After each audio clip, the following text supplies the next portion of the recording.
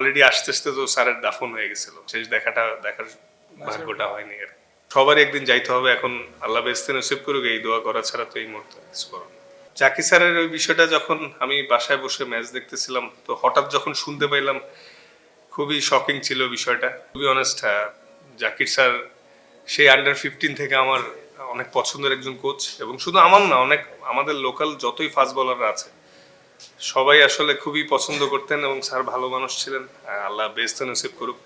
এটা একটা big loss, কিন্তু মানে সবারই একদিন যাইতে হবে। এখন আল্লাহ বেহেশতে নসিব করুক, এই দোয়া করা ছাড়া তো এই মুহূর্তে কিছু করার নেই।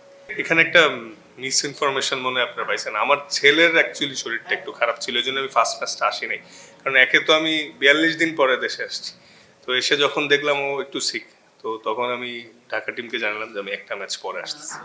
আর আমার ছেলের কয়েকদিন আগে সুন্নতে খাতনা হয়েছে, তো এই মুহূর্তে আসলে আমি আসতে পারিনি, তার পরের দিনই আসছি। তো অলরেডি আস্তে আস্তে তো স্যারের দাফন হয়ে গেছিল, এজন্য শেষ দেখার ভাগ্যটা হয়নি আর। টু বি অনেস্ট, এটা আহ, মানে বড় একটা লিগ, তো দেখা গেছে যে প্রত্যেকটা টিমের ব্যাটিং সাইড বেশ স্ট্রং। তো দেখা গেছে যে দেখতাম যখন একটার পর একটা ব্যাটসম্যান আসতেই আছে, ঠিক আছে, তো ইজি ছিল না বলার হিসাবে। তো চেষ্টা করছি, তো যতটুকুই যা হয়েছে এটা আমার ফিউচারের জন্য কনফিডেন্স বুস্ট আপ করবে, যাতে আমি আরো ভালো করতে পারি। এবং মানে কালচার ওয়াইজ প্রফেশনালিজম সবকিছু অনেক সুন্দর ছিল এখানে। তো এই জিনিসগুলা থেকে যতটুকুই শিক্ষা গ্রহণ করছি, এটা ইন ফিউচারে আমি শিওর যে ফিজ যা শিখছে, আমি যা শিখলাম, রিশাদ যা শিখলো, এটা ইন ফিউচারে আমাদের বাংলাদেশ টিমেও ইম্প্যাক্ট পড়বে। কিছুটা হলেও 5% হলেও ইম্প্রুভমেন্ট আসবে এটা থেকে। না আসলে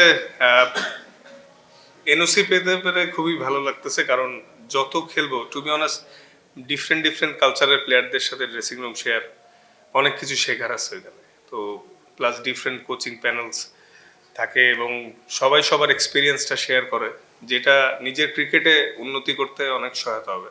এবং থ্যাঙ্কস বোর্ডকে যে তারা এনওসি দেওয়া শুরু করেছে, এবং এটা আমাদের ফিউচারে আমাদের প্লেয়ারদের জন্য একটা পজিটিভ সাইনই হবে আশা করছি।